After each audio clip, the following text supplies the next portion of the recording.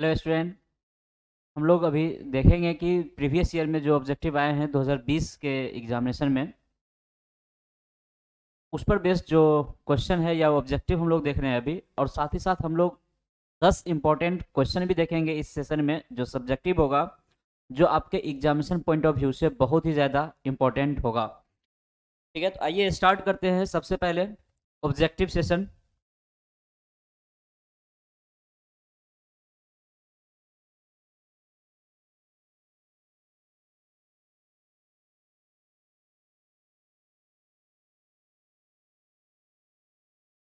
हाँ, ये आपका जो 20 मार्क्स का होगा।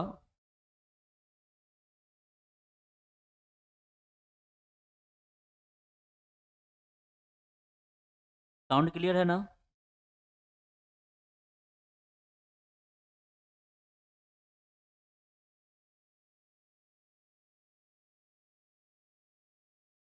एक बार बता दीजिए, साउंड क्लियर है?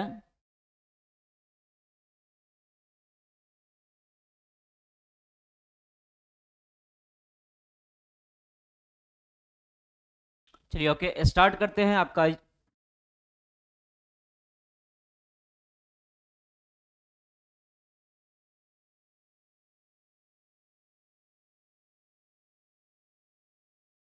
सबसे पहला क्वेश्चन है आपका,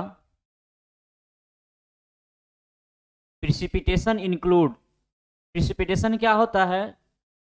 और उसमें जो आपका ऑप्शन है, rainfall, snowfall, hailfall, all of this above. Question कह रहा है कि जो प्रिसिपिटेशन है, हम लोग जानते हैं किसी भी फॉर्म पे यदि एटमॉस्फेयर से पानी आ रहा है, ऊपर से आपका पानी आ रहा है जो अर्थ सरफेस पे आ रहा है, उसको हम लोग क्या कहते हैं? प्रिसिपिटेशन कहते हैं। चाहे वो किसी भी फॉर्म में हो। तो इस रेनफॉल भी पानी है आपका, जो वाटर है वो भी अर्थ सरफेस पे आ रहा है आपका। स्नोफॉल, हेल, तो आंसर क्या हो जाएगा इसका? All of the above. Clear है अभिषेक?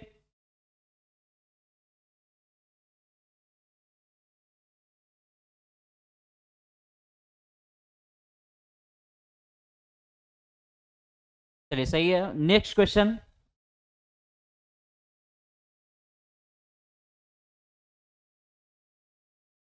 Which of the following is not automatic type rain gauge? कौन सा ऐसा रेन गेज है जो ऑटोमेटिक टाइप का नहीं है? It means non recording type का है। रिकॉर्डिंग टाइप और नॉन रिकॉर्डिंग टाइप हम लोग पढ़े थे, तो कौन सा है आपका? देखिए, weighing bucket rain gauge, tipping bucket and float type rain gauge. इसमें क्या होता था? रेनफॉल खुद से कुछ क्या होता है? ऑटोमेटिक होता था। इसमें हम लोग रेनफॉल डाटा को कलेक्ट करते थे खुद। ये एक इंटेंसिटी बनाने के लिए भी एक क्या था? ग्राफ बना देता था। लेकिन सैमंस रेन गेज क्या है आपका?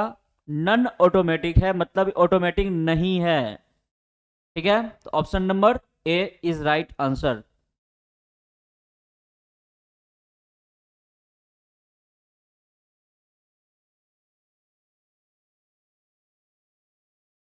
क्वेश्चन नंबर 2 क्लियर है?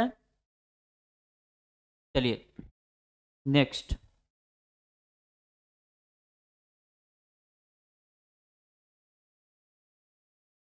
क्वेश्चन में सारा चीज क्लियर होगा, देखिएगा। कहता है कि the canal which carries water directly from river. कौन सा ऐसा कैनाल है जो डायरेक्टली रिवर से कनेक्ट रहता है? उसको क्या कहते हैं? Main canal, branch canal, distributary या वाटर कोर्स? आंसर क्या होगा? जल्दी बताइए।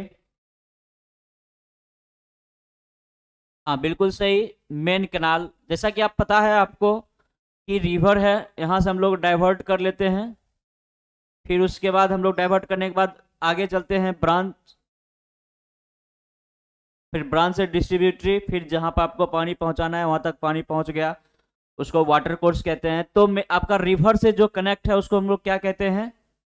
Main canal. ठीक, आंसर क्या हो जाएगा इसका? ए, मेन कैनाल। नेक्स्ट।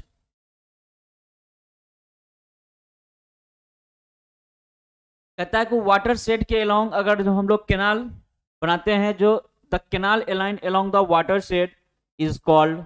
पढ़े यहाँ थे हम लोग 3 टाइप के, याद होगा, contour canal, ridge canal and side slope canal.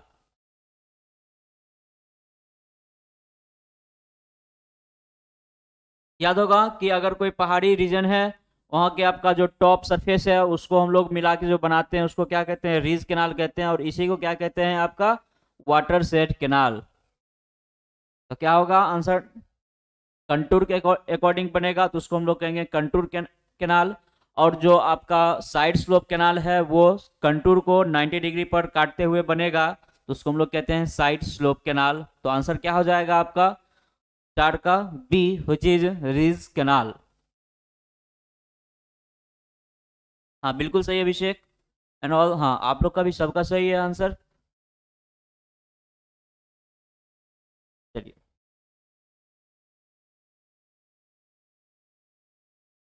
The structure constructed in a canal to release the surplus water, surplus water को रिलीज करने के लिए जो हम लोग स्ट्रक्चर बनाते हैं उसे क्या कहते हैं, fall, escape, aqueduct, super passage. आपका सरप्लस वाटर है, ज्यादा वाटर है, तो उसको क्या करना है, रिलीज करने के लिए हम लोग क्या बनाते हैं,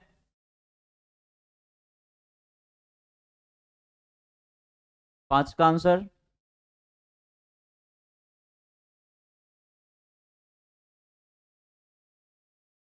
डी बिल्कुल सही अभिषेक। सही है, क्या होता है आपका एस्केप, जो सरप्लस वाटर रहता है उसको हम लोग क्या करते हैं, यहाँ से रिलीज करते हैं, उसके लिए क्या बनाते हैं, एस्केप बनाते हैं।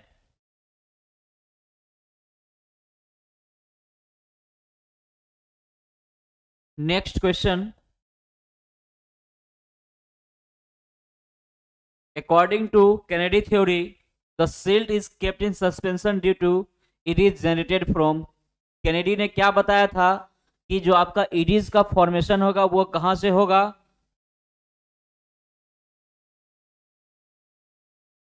दो थ्योरी हम लोग पढ़े थे, कैनेडी थ्योरी और लेसी थ्योरी। तो कैनेडी ने बताया था कि जो आपका फॉर्मेशन होगा वो कहां से होगा, सिर्फ और सिर्फ बेड से फॉर्मेशन होगा, किसका, इडीज का। किसके अकॉर्डिंग, कैनेडी के अकॉर्डिंग। लेकिन लेसी ने क्या बताया था कि बेड के साथ साथ आपका साइड से भी फॉर्मेशन होगा, उसने कौन बताए थे, लेसी, बेड के साथ साथ साइड से भी।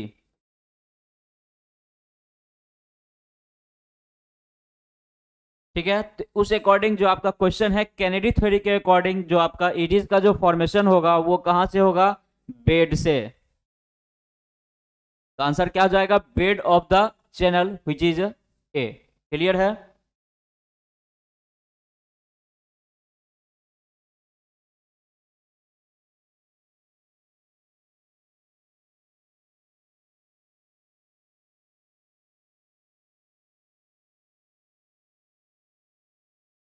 कैनेडी के अकॉर्डिंग क्लियर है सभी को।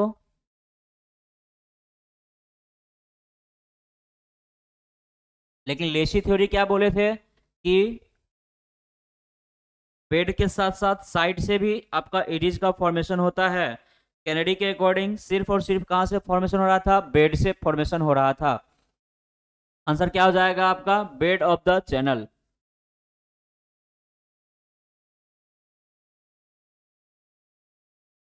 चलिए, ये तो आप ऐसे देख के भी टिक लगा सकते हो, 10 सेकेंड जल्दी से बनाइए। Isohydrate is a line joining the palace of equal pressure, equal elevation, equal humidity, equal rainfall.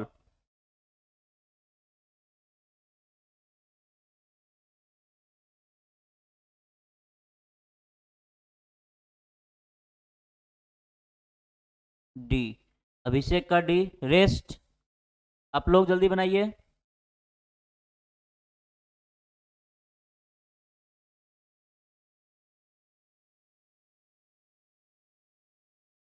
Saurabh,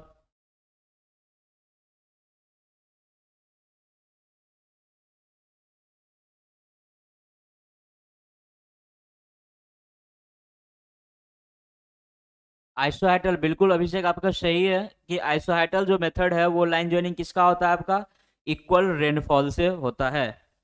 ठीक है, आंसर क्या हो जाएगा, कितना पढ़े थे, एवरेज अर्थमेटिक मीन मेथड, फिर आइसोहाइटल मेथड, है ना, फिर उसके बाद हम लोग और क्या पढ़े थे, थिसन पॉलीगन मेथड। तो आइसोहाइडल जो लाइन ज्वाइनिंग है वो क्या है आपका, इक्वल रेनफॉल से है।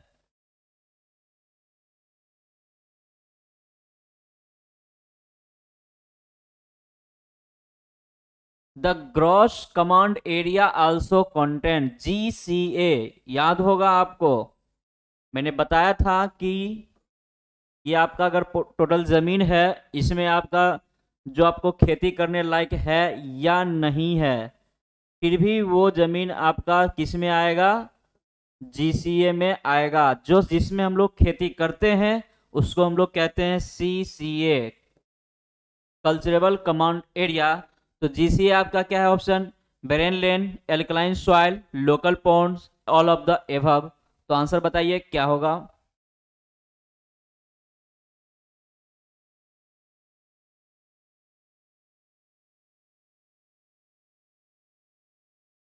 जी सौरभ, नहीं एक्चुअली देखो इसमें आजा हिंदी में देख लो फिर तब समझ में आएगा क्या है शो, है ना। देखो, क्या सभी तालाब को हम लोग ले लेते हैं स्थानीय तालाब क्या, इसमें आपका क्षारीय मिट्टी, बंजर जमीन, उपरोक्त सभी।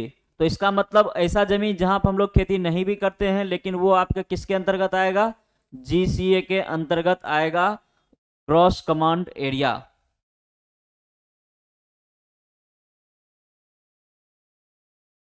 हाँ अभिषेक आपका सही है।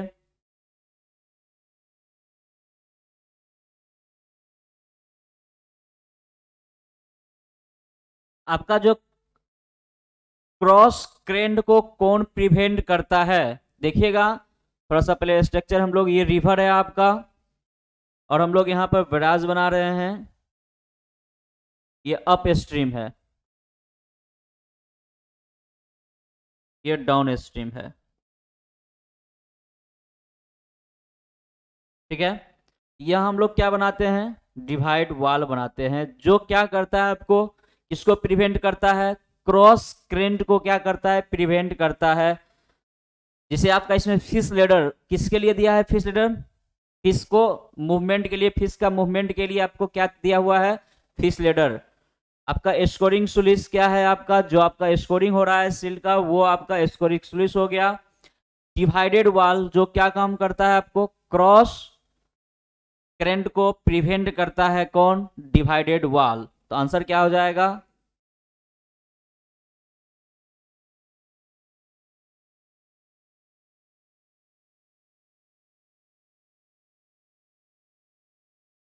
लैग हो रहा है। ओके ये सही है आपका। अब यहाँ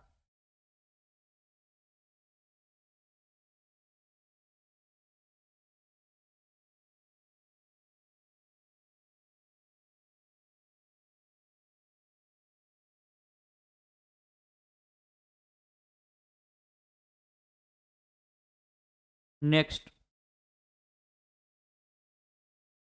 ये सभी को बताना होगा with in 10 second. Which of the following structure carries the canal water over natural drain? Natural drain के ऊपर जो हम लोग अगर कैनाल दे रहे हैं तो उसको क्या कहते हैं,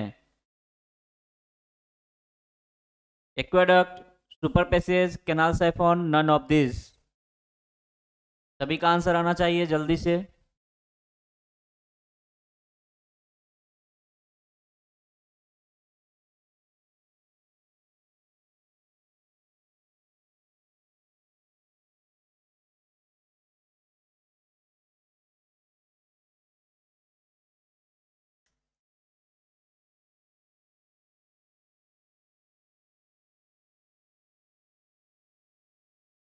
सौरभ बिल्कुल सही। ये बहुत ही इंपॉर्टेंट क्वेश्चन है, इस बार एकदम आप क्या कीजिए, स्टार लगा लीजिए, ठीक है। उसको क्या बोलते हैं, एक्विडक्ट कहते हैं, जो आपका क्या है, canal water over natural drain, natural drain के ऊपर आपका जो कैनाल होता है। Next, rain gauge should be preferably be fixed, कहां पर हम लोग जनरली रेन गेज को फिक्स करते हैं, बिल्डिंग के पास। अगर बिल्डिंग के पास करेंगे तो क्या होगा, जो डाटा है वो फिक्स नहीं आ पाएगा, पूरा प्रॉपर नहीं आ पाएगा। दूसरा, अंडर द ट्री, ट्री के नीचे बिल्कुल नहीं, क्योंकि हमें क्या करना है, रेन जो आपका बारिश हो रही है उसको, उस डाटा को क्या करना है, कलेक्ट करना है, क्योंकि हमें इंटेंसिटी भी बताना है और डेप्थ भी बताना है कितना बारिश हुई है। इन ओपन स्पेस, अगर ओपन स्पेस में रखते हैं तो क्या होगा, जो प्रॉपर जितना बारिश हुई, जितना टाइम तक बारिश हुई, वो पूरा डाटा अच्छा से कलेक्ट हो जाएगा। इसलिए हम लोग कहाँ प्रोवाइड करते हैं, कहाँ फिक्स करते हैं, इन ओपन स्पेस। तो आंसर क्या हो जाएगा इसका, इन ओपन स्पेस। किनका किनका सही था? हाँ सभी का सही, बिल्कुल गुड। देखो, वर्षा मापी को कहाँ स्थापित करना चाहिए, भवन के नजदीक, वृक्ष के नीचे, खुले स्थान में।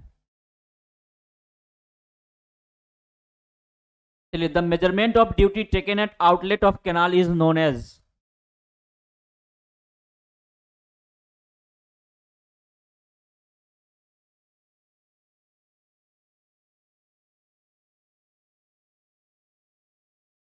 क्या होगा इसका answer?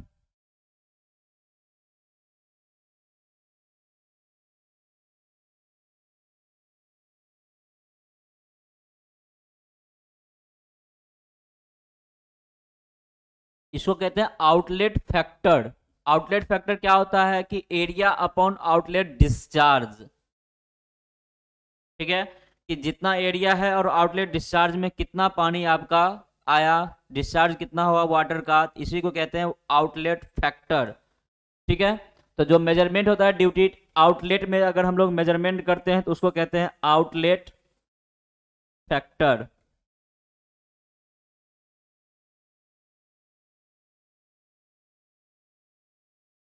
Area upon outlet discharge. ठीक है, इसको लिख लीजिएगा जल्दी से।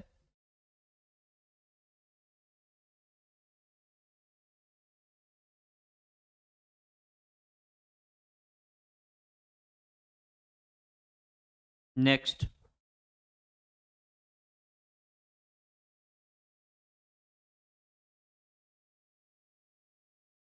which of the following factor affect the conservative use of water?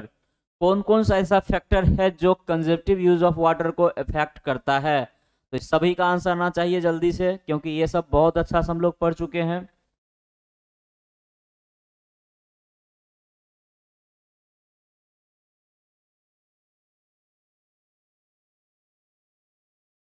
Evaporation, बिल्कुल, टेम्परेचर के वजह से भी इवोपरेट होगा। विंड वेलोसिटी, पानी के वजह से जो विंड वेलोसिटी है उसके वजह से आपका यूज, कंजप्टिव यूज है, वो भी इफेक्ट होगा। तो इट मीन्स आंसर क्या होना चाहिए, टी। बिल्कुल सही, सौरभ आपका सही है, अभिषेक सही है, आपका सभी का आंसर सही आ रहा है। इट मीन्स आंसर क्या होगा आपका, all of the above.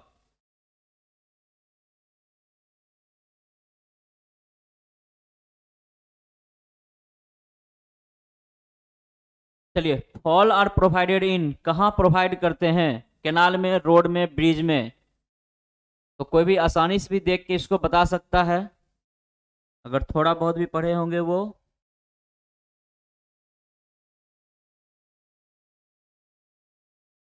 Road में तो प्रोवाइड नहीं करते हैं, ब्रिज में भी नहीं, नन ऑफ दीज एक लास्ट है। इट मीन्स आंसर क्या होना चाहिए, कैनाल। कहाँ हम लोग प्रोवाइड करते हैं, कैनाल में प्रोवाइड करते हैं। तो आपको दो तीन यहाँ से देखिएगा कि आपको क्या क्या याद करना है, कैनाल फॉल, थोड़ा सा लिख लीजिएगा, canal escape, canal head regulator.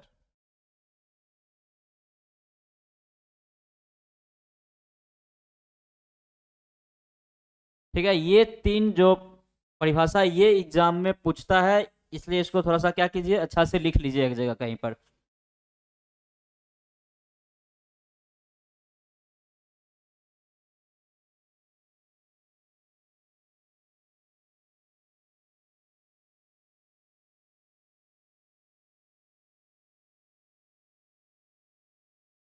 Next चलते हैं।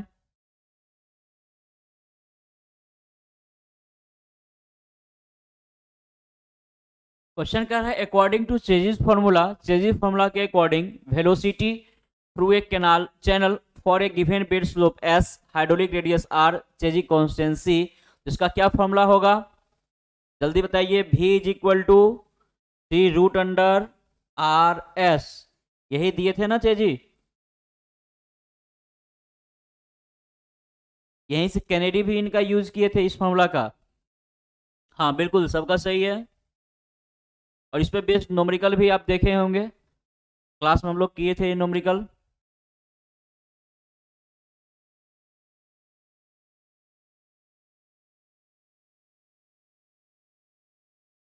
चलिए, the duty of water is well irrigation is generally, क्या होगा वेल इरिगेशन में? कैनाल से ज्यादा होगा या कैनाल से कम होगा, कितना कम होगा, या क्या होगा?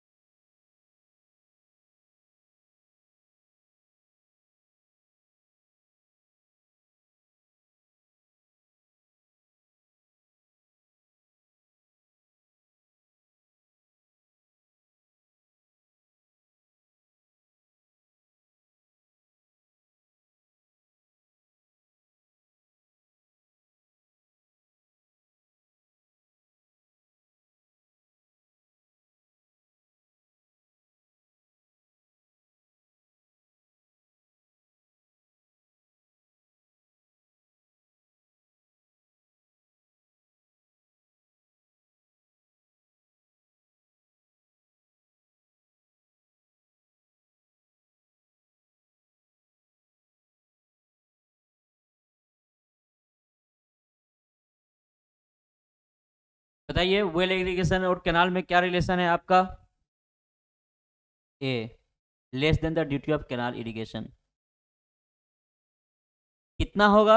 0.6 टाइम्स। कितना होगा वो भी ध्यान में रखिएगा, कितना?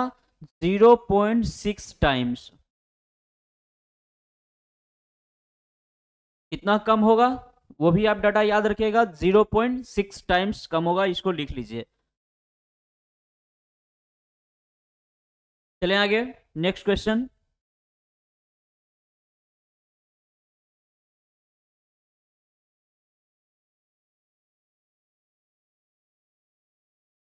ए फेन शेप्ड कैचमेंट आर।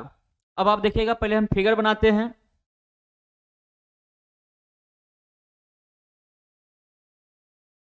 एक फेन टाइप, दूसरा फर्म टाइप, दो टाइप का कैचमेंट आपका हो गया। अब आप ही बताना, अगर दोनों यहां पर आउटलेट है तो डिस्चार्ज किस में ज्यादा आएगा, फेन शेप में या आपका फर्म शेप में? कौन ज्यादा रन अप देगा, फेन टाइप या फर्म टाइप?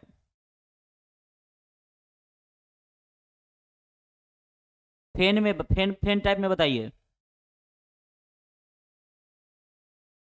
फर्स्ट जो फेन टाइप है वो ज्यादा ग्रेटर रन ऑफ देगा as compare to fern type. It means, question आप पढ़िएगा, कहता है fan shape catchment are gives less run off, कम रन ऑफ देगा क्या? नहीं। गिव्स ग्रेटर रन ऑफ, बिल्कुल सही। Does not effect the run off, run off को इफेक्ट करता है।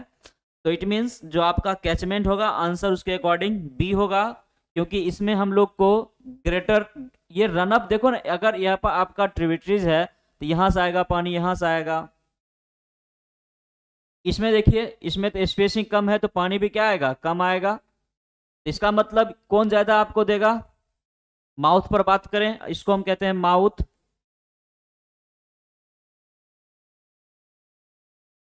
फर्न टाइप देगा fan type. It means according to question, a fan shaped catchment are gives greater run up. Clear है बाबू?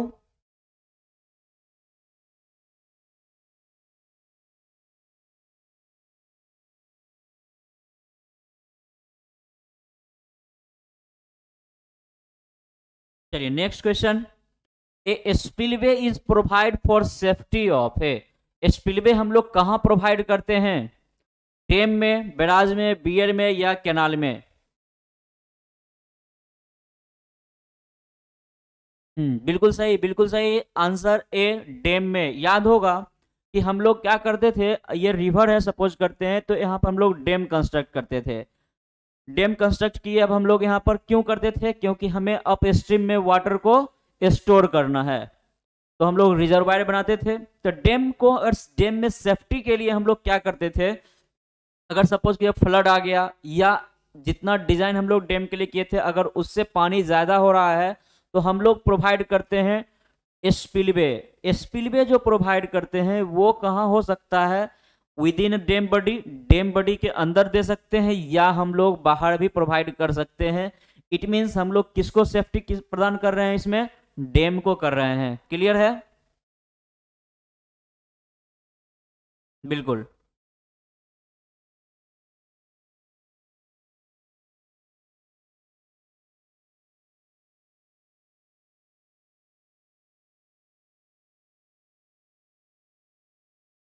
The dam which resist all external force by its self weight, अपने self weight से जितने भी external force आ रहे हैं सभी को resist कर लेता है।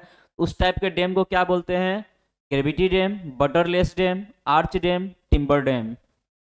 जल्दी से बताइएगा इसका आंसर। बिल्कुल। ग्रेविटी डैम क्या करता है, ये खुद अपने वेट से ही जितने भी एक्सटर्नल फोर्स आएंगे सभी को ये क्या कर लेंगे, रेसिस्ट कर लेंगे। क्लियर है? चलिए लास्ट क्वेश्चन।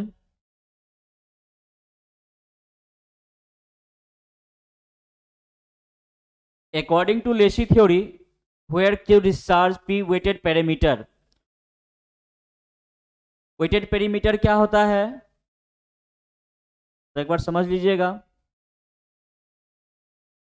ये सपोज करते हैं आपका क्या है, कैनाल है, तो जहां तक पानी रहेगा, मतलब अगर यहां तक पानी है तो इतना पार्ट क्या होगा, पानी के कांटेक्ट में होगा, ये वाला पार्ट और ये पार्ट। इतना ही पार्ट को हम लोग कहते हैं वेटेड पेरीमीटर। लेकिन जब पेरीमीटर कहें तो पूरा पेरीमीटर होगा यहां से लेके यहां तक। जब वेटेड की बात करें तो इसका मतलब जहां तक जो सरफेस जो होगा वो पानी के कांटेक्ट में होगा, तो उसी को हम लोग क्या कहते हैं, wetted perimeter.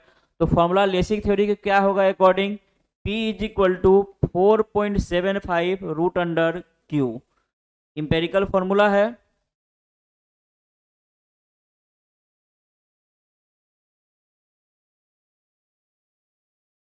4.75 root under Q. चलिए अब हम लोग देखेंगे, यहां तक कोई दिक्कत नहीं है। अब बात रहा इंपॉर्टेंट क्वेश्चन का। अब रहने ए होगा 4.75। अब बात रहा इंपॉर्टेंट क्वेश्चन का। अब हम लोग देखेंगे 10 इंपॉर्टेंट क्वेश्चन जो आपके एग्जामिनेशन में आएगा ही आएगा क्वेश्चन। उसी क्वेश्चन का अब हम लोग क्या करने जाएंगे, डिस्कस करने जाएंगे, जो आपके 2022 के एग्जामिनेशन के लिए बहुत ही इंपॉर्टेंट क्वेश्चन है। तो आइए देखते हैं क्वेश्चन।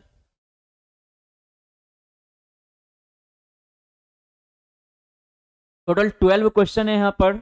आपके एग्जामिनेशन में 11 क्वेश्चन आते हैं, हम लोग यहाँ पर 12 क्वेश्चन देखे हैं।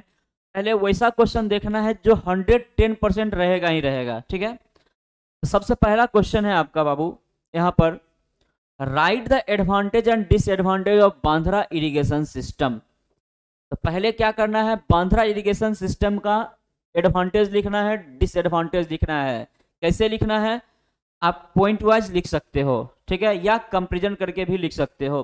तो पॉइंट वाइज में लिख देना बांद्रा का, यहाँ पर लिखिएगा एडवांटेज, एडवांटेज के अंदर 5 पॉइंट, फिर लिखिएगा डिसएडवांटेज, ठीक है, फिर उसके नीचे 5 पॉइंट। क्लियर है? किसका, बांद्रा इरिगेशन सिस्टम का। तो पहला क्वेश्चन ये हो गया।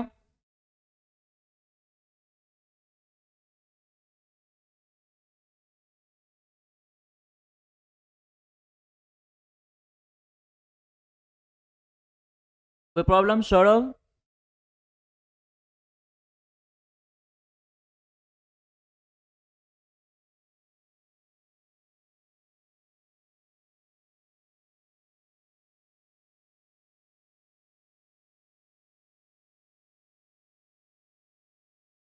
चलिए next question second, explain lift irrigation. Lift irrigation को क्या करना है, एक्सप्लेन करना है। Mention the different method of lifting water for lift irrigation. अब बोलोगे कि 6 मार्क्स का ये सब्जेक्ट टॉपिक है सर, तो एक या तो ये पूछेगा या तो ये पूछेगा, मतलब इस दोनों में एक क्वेश्चन आपका फिक्स रहेगा। या तो आपका बांद्रा से पूछेगा या आपका लिफ्ट इरिगेशन से पूछेगा, ठीक है, एक क्वेश्चन इस दोनों से फिक्स।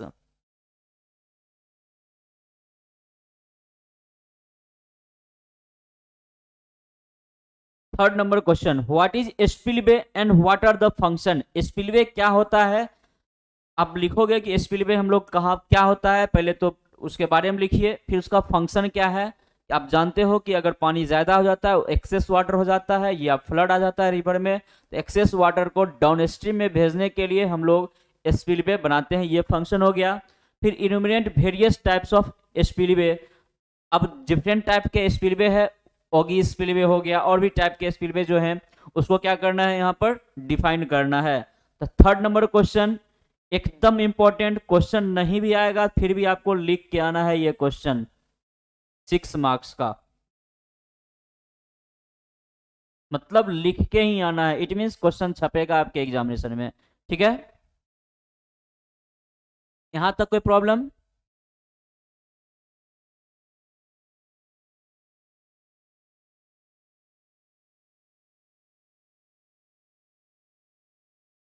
अभिषेक आपको?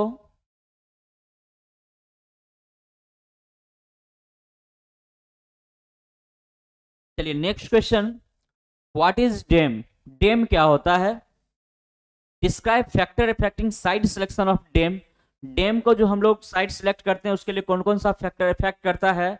What is objective of tolls, tolls का क्या ऑब्जेक्टिव है, इसको क्या करना है, लिखना है। Next 5 number, enumerate various types of lining of canal. What are the consideration for selection of a suitable type of lining. कौन कौन सा क्या आप कंसिडरेशन करते हो लाइनिंग के लिए, वो आपको लिखना है।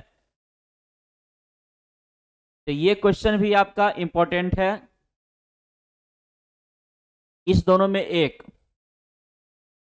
3 नंबर क्वेश्चन आपको एनी हाउ लिख के ही आना है, 3 नंबर क्वेश्चन आपको लिख के आना है, इस मीन्स क्वेश्चन आएगा आपके एग्जामिनेशन में। और ये आपका 5 नंबर क्वेश्चन ये भी रहेगा आपके एग्जामिनेशन में। Next 6 number, right A note on profile of gravity dam. आप लोग को पता है कौन कौन सा प्रोफाइल होता है ग्रेविटी डैम में। फिर what are the cause of failure of gravity dam, क्या क्या काउजेज हैं क्यों आपका ग्रेविटी डैम फेल्योर होता है, उस पर आपको लिखना है। नेक्स्ट आप देख रहे हैं यहाँ पर,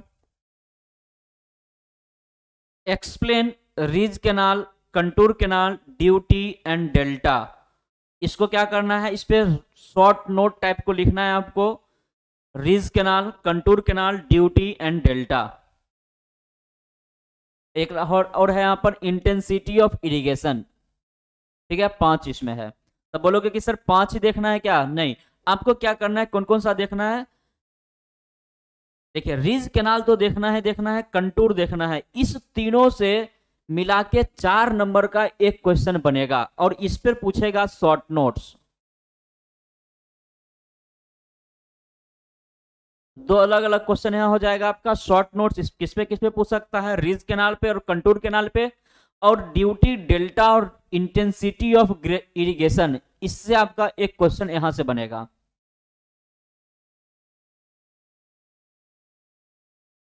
क्लियर है सभी को?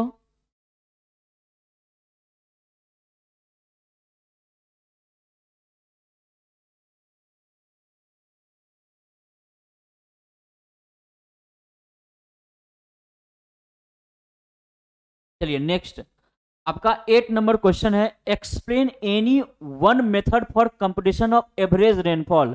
हम लोग एवरेज रेनफॉल निकालने के लिए 3 मेथड पढ़े थे, कौन कौन सा था, एवरेज रेनफॉल, थिसन पॉलीगन, आइसोहाइटल मेथड, ठीक है। तो इस पर आपको किसी एक मेथड को क्या करना है, अच्छे से प्रिपरेशन कर लेना है, प्रिपेयर कर लेना है।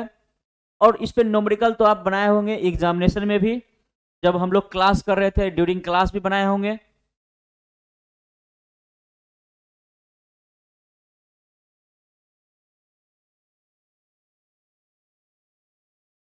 Next, relation between duty and delta, एकदम इंपॉर्टेंट, खतरनाक क्वेश्चन है ये। Relation between duty and delta, duty और डेल्टा में क्या करना है, रिलेशन बनाना है। बहुत अच्छा से हम लोग पढ़ चुके हैं रिलेशन, कितना 8.64 B upon D is equal to delta, पता है ये,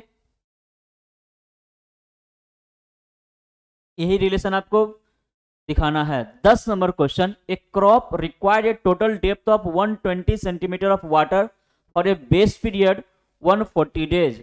ठीक है, कोई क्रॉप है जो आपका टोटल पानी कितना मांगता है, आपका 120 सेंटीमीटर, जिसका बेस पीरियड कितना है 140 दिन। Find the duty of water, duty of water को क्या करना है, निकालना है। अभी जस्ट पीछे हम लोग रिलेशन देखे थे, delta is equal to 8.64 B upon D. ठीक है, तो डी पूछ रहा है यहां से, क्या हो जाएगा 8.64 बी अपॉन डेल्टा। जल्दी से बनाओ तो इसका आंसर कितना आ रहा है, जल्दी से कमेंट कीजिए, इसको सॉल्व करके बताओ बाबू।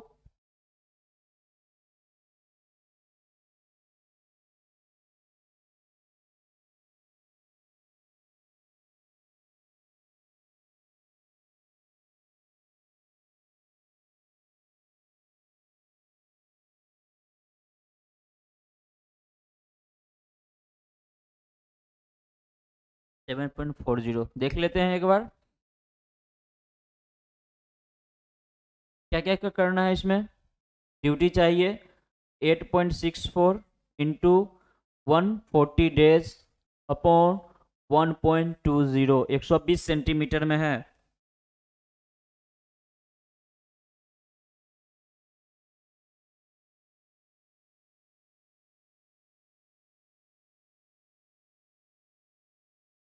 हेक्टेयर पर क्यूमेक, ये आपका क्या हो जाएगा, आंसर हो जाएगा हेक्टेयर पर क्यूमेक।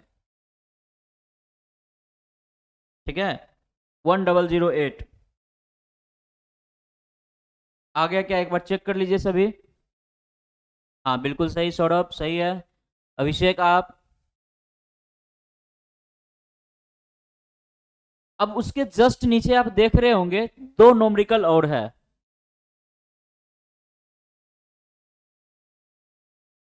पहले तो एक 12 नंबर जो क्वेश्चन है उसमें डबल स्टार लगा लीजिएगा, मतलब नहीं भी आए तो ये आपको बना के आना है, इट मींस क्वेश्चन आपके एग्जामिनेशन में ये दिखेगा। Using Lacey theory, Lacey theory का यूज करके डिजाइन करना है, जिसके लिए आपको कुछ डाटा गिवन है, डिस्चार्ज गिवन है, सिल्ट फैक्टर गिवन है, साइड स्लोप गिवन है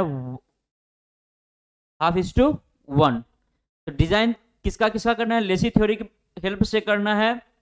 इसमें आपको एरिया निकालना है, पेरीमीटर निकालना है, फिर आपको विड्थ निकालना है, फिर आपको क्या निकालना है, आपको यहाँ पर वेलोसिटी निकालना है। इतना चीज आपको क्या करना है, निकालना है, यही आपका क्या होता है, डिजाइन होता है।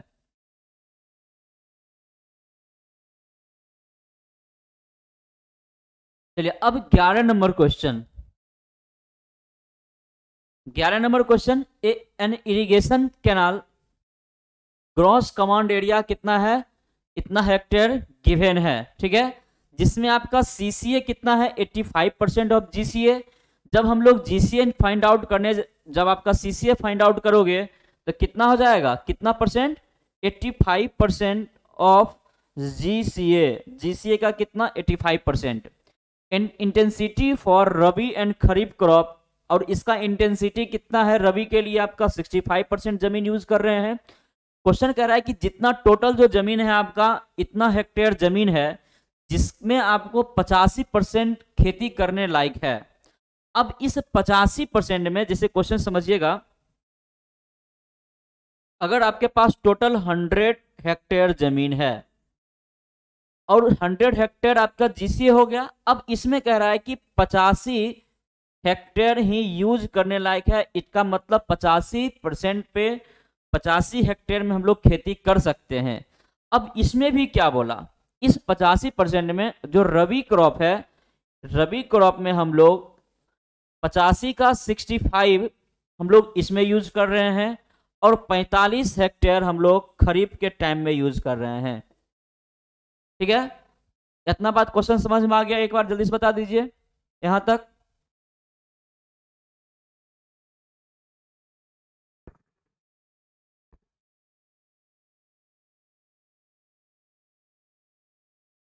अब क्वेश्चन नेक्स्ट कह रहा है find discharge required head of canal.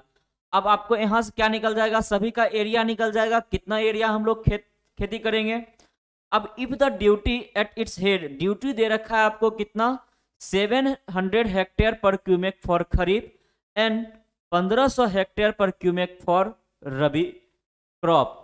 तो आपको निकालना क्या है? डिस्चार्ज। तो ड्यूटी गिवन है, डिस्चार्ज निकालना है, एरिया यहां से निकल जाएगा। तो आपको एक रिलेशन पता होगा ड्यूटी और डिस्चार्ज और एरिया में।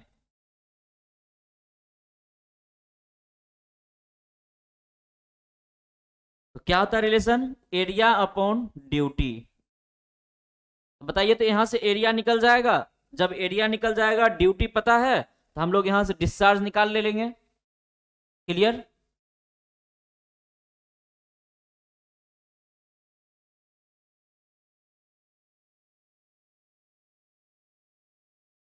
तो इतना क्वेश्चन आपके एग्जामिनेशन में बाबू दिखेगा ही दिखेगा।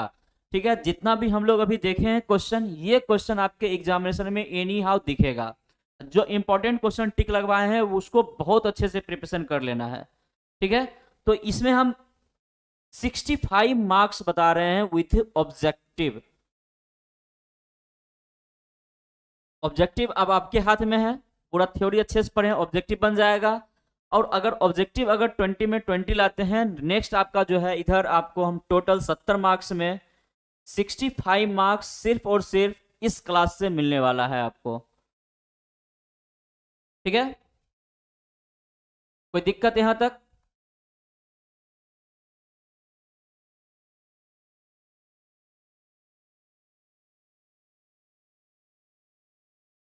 तो आपका ओवरऑल जो है आपका यहाँ पर सिलेबस के साथ साथ जो इम्पोर्टेंट क्लास था, जो इम्पोर्टेंट क्वेश्चन था, वो भी प्रोवाइड कर दिया गया है।